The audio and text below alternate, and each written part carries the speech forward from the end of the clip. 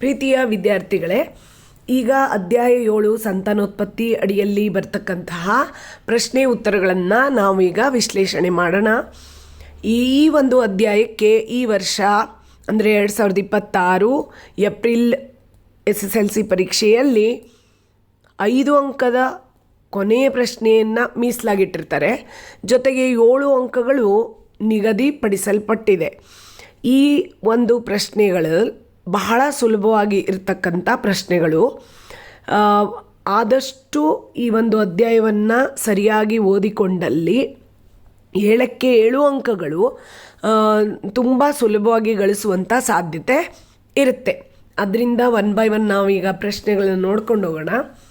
ಮಾದರಿ ಪ್ರಶ್ನೆ ಪತ್ರಿಕೆ 1 ಮತ್ತು ಪ್ರಿಪ್ರೇಟರಿ 1ನಲ್ಲಿ ಬಂದಿರತಕ್ಕಂಥ ಪ್ರಶ್ನೆ ಇದು. ಲೈಂಗಿಕ ಸಂಪರ್ಕದಿಂದ ಬರುವ ಬ್ಯಾಕ್ಟೀರಿಯಾ ರೋಗಗಳು ಯಾವುವು ಅಂತ ಕೇಳಿದೆ. ಗೊನೋರಿಯಾ ಮತ್ತು ಸಿಫಿಲಿಸ್ ಇವೆರಡರಲ್ಲಿ ಆರಿಸ್ಬೇಕು. ಚಾಯ್ಸ್ MCQ ಪ್ರಶ್ನೆ ಆಗಿತ್ತು ಇದು. ಇದರಲ್ಲಿ ಗೊನೋರಿಯಾ ಆರಿಸೋದಕ್ಕೆ ಅಲ್ಲಿ ಕೊಟ್ಟಿದ್ದರು. ಇನ್ನು ಇದೇ ಕ್ವಶನನ್ನು ಬೇರೆ ಥರ ಹೇಗೆ ಕೇಳ್ಬೋದು, ಲೈಂಗಿಕ ಸಂಪರ್ಕದಿಂದ ಬರುವ ವೈರಸ್ ರೋಗಗಳು ಕೂಡ ಕೇಳ್ಬೋದು. ವೈರಸ್ ರೋಗಗಳಲ್ಲಿ ಏಡ್ಸ್, HIV ಏಡ್ಸ್ ಮತ್ತು ವಾರ್ಡ್ಸ್ ಅನ್ನುವಂಥ 2 ರೋಗಗಳು ಬರ್ತವೆ. ಈ ಒಂದು ಪ್ರಶ್ನೆಯನ್ನು ಸರಿಯಾಗಿ ನೋಡ್ಕೊಳ್ಳಿ ಮತ್ತು ಸರಿಯಾಗಿ ತಿಳ್ಕೊಳ್ಳಿ. MCQನಲ್ಲಿ ಕೊಟ್ಟಾಗ ಕನ್ಫ್ಯೂಷನ್ ಆಗುತ್ತೆ. ಏಡ್ಸ್, ವಾರ್ಡ್ಸ್ ಅನ್ನುವಂಥ ಒಂದು ಶಬ್ದ ಅರ್ಕವತ್ತು ಇಲ್ಲಿ ಇಲ್ಲ. ವಾರ್ಡ್ಸ್ ಅನ್ನುವಂಥ ಶಬ್ದವನ್ನು ಸರಿಯಾಗಿ ತಿಳ್ಕೊಳ್ಳಿ. ಇನ್ನು ನೆಕ್ಸ್ಟ್ ಪ್ರಶ್ನೆಯನ್ನು ನೋಡೋಣ. ಮಾಡೆಲ್ ಪೇಪರ್ 3-4ನಲ್ಲಿ ಬಂದಿರತಕ್ಕಂಥ ಪ್ರಶ್ನೆ ಇದು. ಕೇವಲ ಕೇಸರ ಇರುವ ಅಥವಾ ಶಲಾಕೆ ಇರುವ ಹೂವಿನಲ್ಲಿ ಸ್ವಕೀಯ ಪರಾಗಸ್ಪರ್ಶ ಸಾಧ್ಯವೇ? ಸಾಧ್ಯ ಆದರೆ ಏಕೆ ಅಂತ ಕೇಳಿದೆ. ಸ್ವಕೀಯ ಪರಾಗಸ್ಪರ್ಶ ಇಲ್ಲಿ ಸಾಧ್ಯ ಇರೋದಿಲ್ಲ. ಅಂದರೆ ಇದು ಏಕಲಿಂಗಿ ಹೂ ಆಗಿರೋದ್ರಿಂದ ಒಂದು ನಿಷೇಚನ ನಡಿಬೇಕು ಅಂತಂದಾಗ 2 ಲಿಂಗಾಣುಗಳು ಅವಶ್ಯಕತೆ ಇರ್ತವೆ. ಸೊ 2 ಲಿಂಗಾಣುಗಳು ಇಲ್ಲದಿರ್ತಕ್ಕಂಥ ಹೂಗಳಲ್ಲಿ ಪರಕೀಯ ಪರಾಗಸ್ಪರ್ಶ ಮಾತ್ರ ನಡೆಯೋದಕ್ಕೆ ಸಾಧ್ಯ. ಇಲ್ಲಿ ಸುಲಭವಾದ ರೀತಿಯಲ್ಲಿ ಉತ್ತರ ಕೊಟ್ಟಿದ್ದೀನಿ. ಸ್ವಕೀಯ ಪರಾಗಸ್ಪರ್ಶ ಸಾಧ್ಯ ಇಲ್ಲ, ಏಕೆಂದರೆ ಅದು ಕೇವಲ ಗಂಡು ಅಥವಾ ಹೆಣ್ಣು ಲಿಂಗಾಣುವನ್ನು ಉತ್ಪಾದಿಸುತ್ತದೆ. ನಿಮಗೆ ಸರಿಯಾಗಿ ನೆನಪಿರುತ್ತೆ ಅನ್ನೋ ಪಕ್ಷದಲ್ಲಿ ಗಂಡು ಲಿಂಗಾಣು ಅನ್ನೋದು ಪರಾಗರೇಣು, ಹೆಣ್ಣು ಲಿಂಗಾಣು ಅನ್ನೋದು ಅಂಡಾಣು ಅನ್ನೋದು ಇಲ್ಲಿ ಬರೆದ್ರೆ ತುಂಬ ಉತ್ತಮ. ನೆಕ್ಸ್ಟು ನೋಡೋಣ. ಮಾಡೆಲ್ ಪೇಪರ್ 1, 2, 3 3ರಲ್ಲಿಯೂ ಬಂದಿರತಕ್ಕಂಥ ಪ್ರಶ್ನೆ ಇದು. 2 ಅಂಕಗಳಿಗೆ ಬರುತ್ತೆ. ನಿಷೇಚನದ ನಂತರ ಹೂವಿನಲ್ಲಿ ಆಗುವ ಬದಲಾವಣೆಗಳು ಏನು ಅನ್ನೋ ಪ್ರಶ್ನೆ.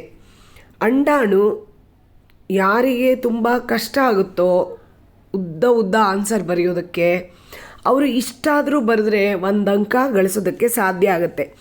ಅಂಡಾಣು ಬೀಜ ಆಗುತ್ತೆ, ಬೀಜವಾಗಿ ಬೆಳೆಯುತ್ತೆ, ಅಂಡಾಶಯ ಹಣ್ಣಾಗಿ ಬೆಳವಣಿಗೆ ಹೊಂದುತ್ತೆ, ಹಣ್ಣಾಗುತ್ತದೆ. ಇಷ್ಟು ಬರೆದ್ರೂ ಸಾಕು.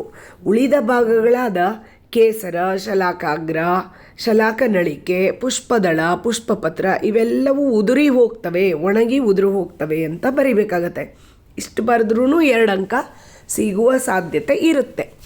ಇನ್ನು ಸರಿಯಾದ ರೀತಿಯಲ್ಲಿ ಬರಿಬೇಕು, ಸಂಪೂರ್ಣ ಅಂಕಗಳನ್ನು ಗಳಿಸಬೇಕು ಅಂತಂದಾಗ ಒಂಚೂರು ಈ ಆನ್ಸರನ್ನು ಸ್ವಲ್ಪ ತಿದ್ದುಕೊಂಡು ಬರಿಬೇಕಾಗತ್ತೆ. ಬೀಜ ಉಂಟಾಗೋಕ್ಕೆ ಮುಂಚೆ ಏನು ಬದಲಾವಣೆ ಆಗುತ್ತೆ ಅಂಡಾಣುನಲ್ಲಿ ಅನ್ನೋದನ್ನ ಬರಿಬೇಕು. ಅಂಡಾಣು ಯುಗ್ಮ ಆಗುತ್ತೆ. ಈ ಯುಗ್ಮದ ಸುತ್ತ ಒರಟಾದ ಕವಚ ಬೆಳೆದು ಬೀಜವನ್ನು ಉಂಟು ಮಾಡುತ್ತೆ. ಈ ಯುಗ್ಮವು ಕೋಶ ವಿಭಜನೆ ಹೊಂದಿ ಭ್ರೂಣ ಆಗಿ, ಈ ಭ್ರೂಣದೊಂದಿಗೆ ಆಹಾರ ಸಂಗ್ರಹ ಆಗಿ ಬೀಜದಳ ಉಂಟಾಗುತ್ತೆ. ಬೀಜದಳ ಭ್ರೂಣದ ಜೊತೆಯಲ್ಲಿ ಬೀಜದೊಳಗೆ ಬೆಳವಣಿಗೆ ಹೊಂದುತ್ತೆ. ಇದನ್ನು ನಾವು ಅಲ್ಲಿ ಬರಿಬೇಕಾಗುತ್ತೆ. ನೆಕ್ಸ್ಟ್ 4ನೇ ಕ್ವಶನ್ ನೋಡೋಣ.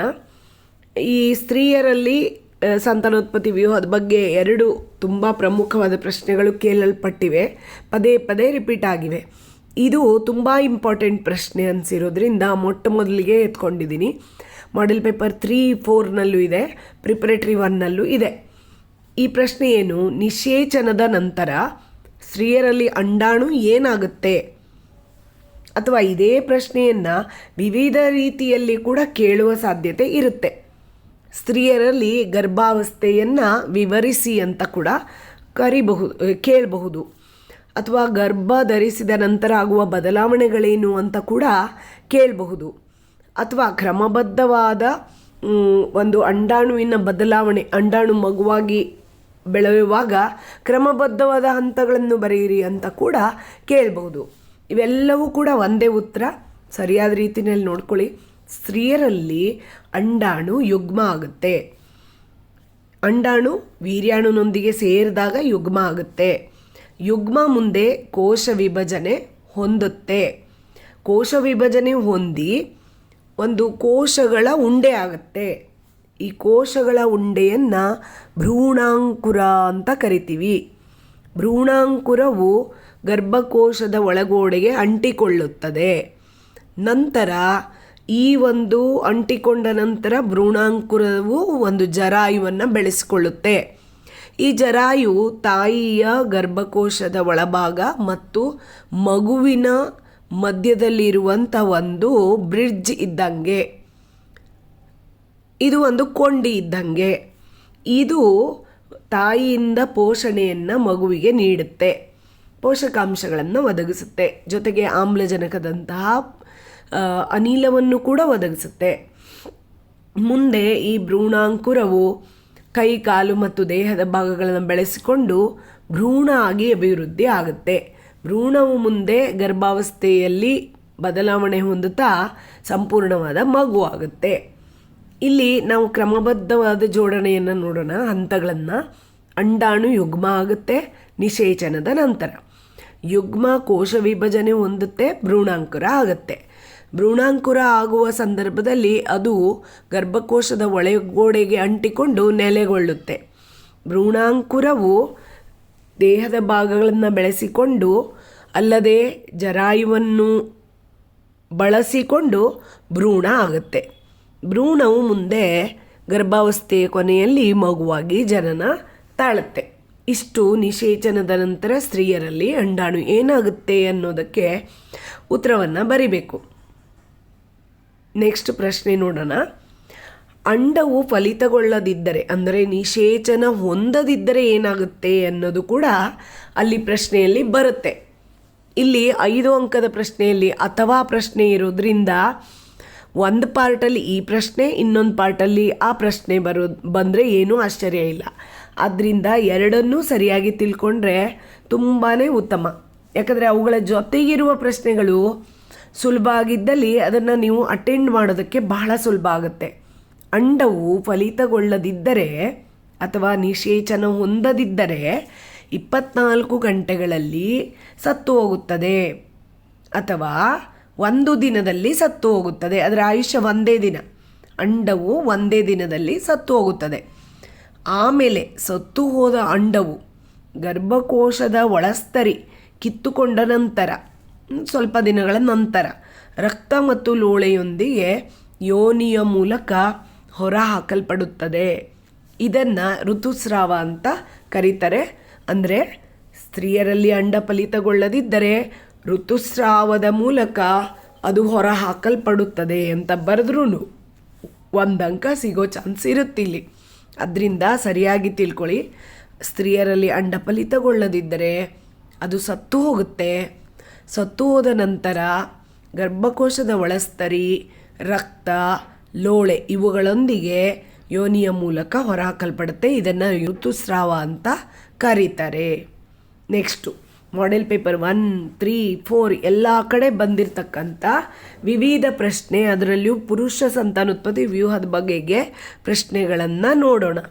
ಇಲ್ಲಿ 2 ಪ್ರಶ್ನೆಗಳನ್ನ ಕೇಳಿದ್ದಾರೆ. ಪ್ರತಿ ಪ್ರಶ್ನೆ ಪತ್ರಿಕೆಯಲ್ಲಿ 2 ಬೇರೆ ಬೇರೆ ಕಾಂಬಿನೇಷನ್ನಲ್ಲಿ ಕೇಳಿದ್ದಾರೆ. ಈ 3ರಲ್ಲಿ 2 ಕೇಳೋ ಸಾಧ್ಯತೆ ಇರುತ್ತೆ. ಅದರಿಂದ 3 ಕರೆಕ್ಟಾಗಿ ತಿಳ್ಕೊಳ್ಳಿ. ವೃಷಣದ ಕಾರ್ಯವೇನು? ವೃಷಣ ಅನ್ನೋದು ವೀರ್ಯಾಣು ಉತ್ಪತ್ತಿ ಮಾಡುವ ಅಂಗ, ಜೊತೆಗೆ ಟೆಸ್ಟೋಸ್ಟಿರಾನ್ ಉತ್ಪತ್ತಿ ಕೂಡ ಮಾಡುವ ಗ್ರಂಥಿಯಾಗಿದೆ ಅದು. ಅದರಿಂದ 2 ಕಾರ್ಯ ಇದೆ, ವೀರ್ಯಾಣು ಉತ್ಪತ್ತಿ ಮತ್ತು ಟೆಸ್ಟೋಸ್ಟಿರಾನ್. ಅಂದರೆ ಪುರುಷರ ಹಾರ್ಮೋನ್ ಉತ್ಪತ್ತಿ ಮಾಡುತ್ತೆ. ಟೆಸ್ಟೋಸ್ಟಿರಾನ್ ನೆನಪಾಗಲಿಲ್ಲ ಅಂದರೆ ಪುರುಷರ ಹಾರ್ಮೋನ್ ಅಂತ ಕೂಡ ಬರಿಬಹುದು, ಪುರುಷರ ಲಿಂಗ ಹಾರ್ಮೋನ್ ಅಂತ ಬರಿಬಹುದು. ಇನ್ನು ಪ್ರಾಸ್ಟೇಟ್ ಗ್ರಂಥಿ, ಅದರ ಕಾರ್ಯ ಏನು ಅಂತ ಕೇಳಿದೆ. ಪ್ರಾಸ್ಟೇಟ್ ಗ್ರಂಥಿ ಅಲ್ಲದೆ ವೀರ್ಯಕೋಶಿಕೆ, 2 ಗ್ರಂಥಿಗಳಿರ್ತವೆ. 2 ಗ್ರಂಥಿಗಳು ಯಾವುದು ಅಂತ ಕೇಳಿದಾಗ ಬರಿಬಹುದು, ಪ್ರಾಸ್ಟೇಟ್ ಗ್ರಂಥಿ ಮತ್ತು ವೀರ್ಯಕೋಶಿಕೆ. ಇನ್ನು ಇವು ಎರಡರದ್ದು ಕಾರ್ಯ ಒಂದೇ, ವೀರ್ಯ ದ್ರವವನ್ನು ಉತ್ಪತ್ತಿ ಮಾಡುತ್ತವೆ. ವೀರ್ಯ ದ್ರವವನ್ನು ಉತ್ಪತ್ತಿ ಮಾಡಿ ವೀರ್ಯಾಣುವಿನ ಪೋಷಣೆಗೆ ಸಹಾಯ ಮಾಡ್ತವೆ ಅನ್ನೋದನ್ನು ಬರಿಬೇಕು. ನೆಕ್ಸ್ಟ್ ವೀರ್ಯನಾಳ. ವೀರ್ಯಾಣುಗಳನ್ನು ಸಾಗಿಸುವ ಒಂದು ನಾಳ ಆಗಿರುತ್ತೆ. ವೃಷಣಗಳಿಂದ ಮೂತ್ರದ್ವಾರದವರೆಗೆ ಅದು ವೀರ್ಯಾಣುಗಳನ್ನು ಸಾಗಿಸುತ್ತೆ, ಅಥವಾ ವೀರ್ಯ ದ್ರವವನ್ನು ಕೂಡ ಅದೇ ಸಾಗಿಸುತ್ತೆ. ನೆಕ್ಸ್ಟ್ ಪ್ರಶ್ನೆ ನೋಡೋಣ. ಇದು ಮಾಡೆಲ್ ಪೇಪರ್ 4 ಮತ್ತು ಪ್ರಿಪರೇಟರಿ 1 ಕೂಡ ಬಂದಿದೆ. ಕಾಯಜ ಸಂತಾನೋತ್ಪತ್ತಿ ಅನುಕೂಲಗಳು ಯಾವುವು ಅಂತ ಕೇಳಿದ್ದಾರೆ. ಬೆಳೆ ಬೇಗ ಸಿಗುತ್ತೆ, ತುಂಬ ವೇಗವಾಗಿ ಸಸ್ಯಗಳು ಬೆಳೀತವೆ ಅಂತ ಬರಿಬೇಕು. ಪೋಷಕ ಸಸ್ಯದ ಎಲ್ಲ ಗುಣಗಳು ನಾವು ಬೆಳೆದಿರ್ತಕ್ಕಂಥ ಈ ಸಸ್ಯಕ್ಕೆ ಇರುತ್ತೆ. ರೋಗ ನಿರೋಧಕ ಸಾಮರ್ಥ್ಯ ತುಂಬ ಚೆನ್ನಾಗಿರುತ್ತೆ. ಅಪೇಕ್ಷಣೀಯ ಗುಣಗಳು, ನಮ್ಗೆ ಯಾವ ರೀತಿ ಗುಣ ಬೇಕೋ ಅದೆಲ್ಲ ಇದರೊಳಗೆ ಹೊಂದೋದಕ್ಕೆ ಸಾಧ್ಯ. ಬೀಜದಿಂದ ಬರುವ ರೋಗಗಳನ್ನು ಇದರ ಮೂಲಕ ತಡಿಬಹುದು. ಜೊತೆಗೆ ವೇಗವಾಗಿ ಹೂವು ಹಣ್ಣು ಬಿಡುತ್ತೆ. ಬೆಳೆಸೋದು ಸುಲಭ, ಅಗ್ಗ ಮತ್ತು ತುಂಬ ವೇಗವಾದದ್ದು ಅನ್ನೋದನ್ನು ಇಲ್ಲಿ ಬರಿಬೇಕು. ಇಷ್ಟು ಪಾಯಿಂಟ್ಗಳಲ್ಲಿ 4 ಪಾಯಿಂಟ್ ಇದ್ರೂ 2 ಮಾರ್ಕ್ಸ್ ಕ್ವಶನ್ ಆಗಿರುತ್ತೆ. ಇದು 2 ಅಂಕ ಸಿಗುತ್ತೆ. ನೆಕ್ಸ್ಟ್ ಪ್ರಶ್ನೆ ನೋಡೋಣ. ಮಾಡೆಲ್ ಪೇಪರ್ 2 8ನೇ ಪ್ರಶ್ನೆ. ಇಲ್ಲಿ ಜರಾಯುವಿನ ಕಾರ್ಯವೇನು ಅಂತ ತಗೊಂಡಿದ್ದೀನಿ. ಜರಾಯು ಅದರ ಕಾರ್ಯ ಈಗಾಗಲೇ ಹಿಂದಿನ ವರ್ಷಗಳಲ್ಲಿ ತುಂಬ ಸಲ ಕೇಳಲ್ಪಟ್ಟಿದೆ, ಈಗಲೂ ಕೂಡ ಮಾಡೆಲ್ ಪೇಪರ್ 2ನಲ್ಲಿದೆ. ಇದು ಜರಾಯು ಅನ್ನೋದು ತುಂಬ ಇಂಪಾರ್ಟೆಂಟ್ ಭಾಗ ಆಗಿರೋದ್ರಿಂದ ಪದೇ ಪದೇ ಇದನ್ನು ಕೇಳ್ತಾರೆ. ಗರ್ಭಾವಸ್ಥೆಯಲ್ಲಿ ಗರ್ಭದಲ್ಲಿ ಬೆಳೆಯುತ್ತಿರುವ ಮಗುವಿಗೆ ತಾಯಿಯ ದೇಹದಿಂದ ಆಕ್ಸಿಜನ್ ಮತ್ತು ಪೋಷಣೆಯನ್ನು ಒದಗಿಸುವುದು, ಜೊತೆಗೆ ಮಗುವಿನ ದೇಹದಲ್ಲಿ ಉತ್ಪತ್ತಿಯಾದಂತಹ ವ್ಯರ್ಥ ಪದಾರ್ಥಗಳನ್ನು ಮತ್ತು ಕಾರ್ಬನ್ ಡೈಆಕ್ಸೈಡ್ ಅನಿಲವನ್ನು ತಾಯಿಯ ರಕ್ತಕ್ಕೆ ಕೊಂಡೊಯ್ಯುವುದು. ಇಷ್ಟನ್ನು ನಾವು ಇಲ್ಲಿ ಬರಿಬೇಕಾಗುತ್ತೆ. ನೆಕ್ಸ್ಟ್ ಪ್ರಶ್ನೆಗೆ ಹೋಗೋಣ. ಮಾಡೆಲ್ ಪೇಪರ್ 2ನಲ್ಲಿದೆ ಇದು. ಬೀಜವು ಮೊಳಕೆ ಒಡೆಯುವಾಗ ಏನಾಗುತ್ತೆ ಅಂತ ಕೇಳಿದೆ. ಬೀಜವು ಮುಂದೆ ಸಸ್ಯವಾಗುವಂತಹ ಭ್ರೂಣವನ್ನು ಹೊಂದಿದೆ.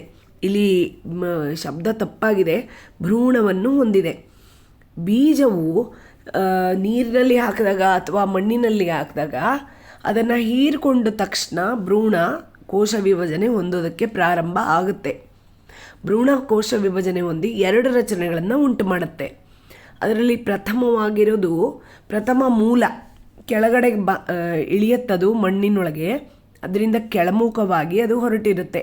ಮುಂದೆ ಬೇರಿನ ವ್ಯವಸ್ಥೆಯಾಗಿ ಬೆಳೆಯುತ್ತೆ. ಇನ್ನೊಂದು ರಚನೆ ಪ್ರಥಮ ಕಾಂಡ, ಮುಂದೆ ಕಾಂಡದ ವ್ಯವಸ್ಥೆಯಾಗಿ ಅದು ಬೆಳೆಯುತ್ತೆ.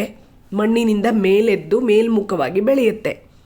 ಇನ್ನು ಬೀಜಾಹಾರ ಅಥವಾ ಬೀಜದಳ, ಇವು ಹಸಿರು ಎಲೆಯನ್ನು ಸಸ್ಯ ಹೊಂದೋವರೆಗೂ ಕೂಡ ಆ ಸಸ್ಯದ ಒಂದು ಆಹಾರದ ವ್ಯವಸ್ಥೆಯನ್ನು ಅದು ಮಾಡುತ್ತೆ. ಯಾಕಂದರೆ ಬೀಜದೊಳಗಿರುವಾಗ ಬೀಜದಳ ಆಹಾರ ಸಂಗ್ರಹಿಸಿ ಇಟ್ಕೊಂಡಿರುತ್ತೆ.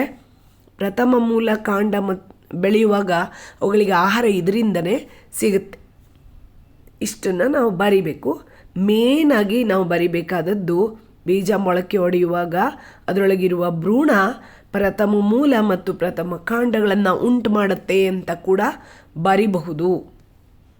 ನೆಕ್ಸ್ಟ್ ಗರ್ಭ, ಇದು ಕೂಡ ತುಂಬ ಇಂಪಾರ್ಟೆಂಟು. 2 ಮಾಡೆಲ್ ಪೇಪರ್ಗಳಲ್ಲಿ ಇದ್ರ ಬಗ್ಗೆ ಕೇಳಲ್ಪಟ್ಟಿದೆ. ಗರ್ಭ ನಿರೋಧಕ ವಿಧಾನಗಳು ಮಾಡೆಲ್ ಪೇಪರ್ 1ನಲ್ಲೂ ಇದೆ, ಮಾಡೆಲ್ ಪೇಪರ್ 2ರಲ್ಲೂ ಇದೆ. ಗರ್ಭ ನಿರೋಧಕ ವಿಧಾನಗಳು ಯಾವುವು ಅಂತ ಕೇಳಿದೆ. ನಿರೋಧ ಬಳಕೆ, ಅದು ಪುರುಷರು ಬಳಸುವಂಥ ಯಾಂತ್ರಿಕ ತಡೆಯಾಗಿರುತ್ತೆ. ವೀರ್ಯಾಣುಗಳು ಅಂಡಾಣುವನ್ನು ಸಂಯೋಗ ಆಗದಂತೆ ಅದು ತಡೆಯುತ್ತೆ. ಸ್ತ್ರೀಯರು ಅನುಸರಿಸುವ ವಿಧಾನಗಳಿವೆ. ಕಾಪರ್ ಟೀ ಬಳಕೆ, ಗರ್ಭ ನಿರೋಧಕ ಮಾತ್ರೆಗಳು ಮತ್ತು ಸ್ತ್ರೀಯರು ಬಳಸುವಂಥ ಅನೇಕ ಹಾರ್ಮೋನ್ ವಿಧಾನಗಳು, ಅಲ್ಲದೆ ಗರ್ಭಪಾತ, ಯೋನಿ ಚೀಲದ ಬಳಕೆ, ಇವೆಲ್ಲವೂ ಕೂಡ ಏನು ಮಾಡ್ತವೆ, ಗರ್ಭವನ್ನು ನಿರೋಧಿಸ್ತವೆ, ಅಂದರೆ ತಡೀತವೆ, ಗರ್ಭಧಾರಣೆಯನ್ನು ತಡೀತವೆ. ನೆಕ್ಸ್ಟ್ ಪ್ರಶ್ನೆಗೆ ಬರೋಣ. ಇದೇ ಪ್ರಶ್ನೆಯನ್ನು ಸ್ವಲ್ಪ ಬೇರೆ ಥರ ಕೇಳಿದಾಗ ಹೀಗೆ ಕೇಳಿದರೆ, ಸ್ತ್ರೀ ಮತ್ತು ಪುರುಷರಲ್ಲಿ ಶಸ್ತ್ರಚಿಕಿತ್ಸೆಯ ವಿಧಾನಗಳು ಏನು ನಡೆಯಲ್ಪಡ್ತವೆ ಅವು ತಾತ್ಕಾಲಿಕ ಗರ್ಭನಿರೋಧಕ ವಿಧಾನಗಳಿಗಿಂತ ಹೆಚ್ಚು ಉತ್ತಮ ಅಂತ ಅವರೇ ಕೊಟ್ಬಿಟ್ಟಿದ್ದಾರೆ. ಅದು ಯಾಕೆ ಅಂತ ಕೇಳಿದ್ದಾರೆ. ಅಂದರೆ ಇಲ್ಲಿ ನಾವು ಶಸ್ತ್ರಕ್ರಿಯೆ ವಿಧಾನದ ಉತ್ತಮ ಅಂಶಗಳನ್ನು ಬರೆದ್ರೆ ಸಾಕಾಗುತ್ತೆ. ಅದರ ಜೊತೆಗೆ ತಾತ್ಕಾಲಿಕ ಗರ್ಭನಿರೋಧಕ ವಿಧಾನಗಳೇನಿವೆ, ಯಾಂತ್ರಿಕ ವಿಧಾನಗಳು, ಅವುಗಳ ನ್ಯೂನತೆಗಳನ್ನು ಅಂದರೆ ಕೆಟ್ಟ ಗುಣಗಳನ್ನು ಕೂಡ ನಾವು ಬರಿಬೇಕಾಗುತ್ತೆ. ನೋಡೋಣ ಹೆಂಗೆ ಬರೆಯೋದು ಅಂತ. ಶಸ್ತ್ರಕ್ರಿಯೆ ವಿಧಾನಗಳು ಶಾಶ್ವತವಾಗಿ ಗರ್ಭನಿರೋಧಕತೆಯನ್ನು ತರುತ್ತವೆ, ಜೊತೆಗೆ ಯಾವುದೇ ಅಡ್ಡ ಪರಿಣಾಮವನ್ನು ಉಂಟು ಮಾಡೋದಿಲ್ಲ. ಆದರೆ ತಾತ್ಕಾಲಿಕ ವಿಧಾನಗಳು ಅಥವಾ ಯಾಂತ್ರಿಕ ವಿಧಾನಗಳು ಕೆಲವು ಸಲ ಗರ್ಭಧಾರಣೆಯನ್ನು ಉಂಟು ಮಾಡುತ್ತವೆ. ಅಂದರೆ ಅವು ಶಾಶ್ವತವಾದ ವಿಧಾನಗಳಲ್ಲ, ತಾತ್ಕಾಲಿಕ ವಿಧಾನಗಳು. ಕೆಲವು ಸಲ ಅಡ್ಡ ಪರಿಣಾಮವನ್ನು ಕೂಡ ಉಂಟು ಮಾಡ್ತವೆ. ಕಾಪರ್ ಟೀ ಅಥವಾ ಕೆಲವು ಗರ್ಭನಿರೋಧಕ ಮಾತ್ರೆಗಳನ್ನು ಸ್ತ್ರೀಯರು ಬಳಸಿದಾಗ ಅವರಲ್ಲಿ ಅತಿಯಾದ ರಕ್ತಸ್ರಾವ, ತಲೆನೋವು ಅಥವಾ ವಾಂತಿಯಾಗುವಿಕೆ, ಇನ್ನೂ ಅನೇಕ ಅಡ್ಡ ಪರಿಣಾಮಗಳು ಉಂಟಾಗೋದನ್ನು ನಾವು ನೋಡ್ತೀವಿ. ನೆಕ್ಸ್ಟ್ ಪ್ರಶ್ನೆ ನೋಡೋಣ. ಇಲ್ಲಿ ಎಲ್ಲ ಪ್ರಶ್ನೆ ಪತ್ರಿಕೆಗಳಲ್ಲಿಯೂ ಸಾಮಾನ್ಯವಾಗಿ ಕೇಳಿರ್ತಕ್ಕಂಥ ಪ್ರಶ್ನೆಗಳು ಅಂತಂದರೆ ಅಲೈಂಗಿಕ ಸಂತಾನೋತ್ಪತ್ತಿ ವಿಧಾನಗಳು. ಅದರಲ್ಲಿಯೂ ಮುಖ್ಯವಾಗಿ ಹೈಡ್ರಾ, ಪ್ಲನೇರಿಯಾ, ಅಮೀಬಾ ಇವುಗಳ ಬಗ್ಗೆ ತುಂಬ ಸಲ ಪ್ರಶ್ನೆಗಳು ಬಂದಿರತಕ್ಕಂಥವು. ಜೊತೆಗೆ ಹೈಡ್ರಾ ಸ್ಪೈರೋಗೈರಾನ ಹೋಲಿಕೆ ಮಾಡೋದು ತಿಳ್ಕೊಬೇಕು, ಹೈಡ್ರಾ ಪ್ಲನೇರಿಯಾವನ್ನು ಹೋಲಿಕೆ ಮಾಡೋದು ತಿಳ್ಕೊಬೇಕು, ಅಮೀಬಾ ಹೈಡ್ರಾವನ್ನು ಹೋಲಿಕೆ ಮಾಡೋದು ತಿಳ್ಕೊಬೇಕು. ಕಾಮನ್ ಆಗಿ ಬಂದಿರತಕ್ಕಂಥದ್ದು ಹೈಡ್ರಾ, ಎಲ್ಲ ಪ್ರಶ್ನೆಗಳಲ್ಲಿ ಹೈಡ್ರಾ ಇದೆ. ಸೊ ನೋಡೋಣ ಒನ್ ಬೈ ಒನ್ನು. ತುಂಡರಿಕೆ ವಿಧಾನ ಯಾವುದರಲ್ಲಿದೆ ಅಂತಂದರೆ ಸ್ಪೈರೋಗೈರಾದಲ್ಲಿ, ದ್ವಿವಿದಳನ ಅಮೀಬಾದಲ್ಲಿ, ಲೀಶ್ಮಾನಿಯಾ ಕೂಡ ಅಮೀಬಾದಂತೆಯೇ ದ್ವಿವಿದಳನ ಹೊಂದುತ್ತೆ, ಬಹುವಿದಳನ ಪ್ಲಾಸ್ಮೋಡಿಯಂನಲ್ಲಿ, ಪುನರುತ್ಪಾದನೆ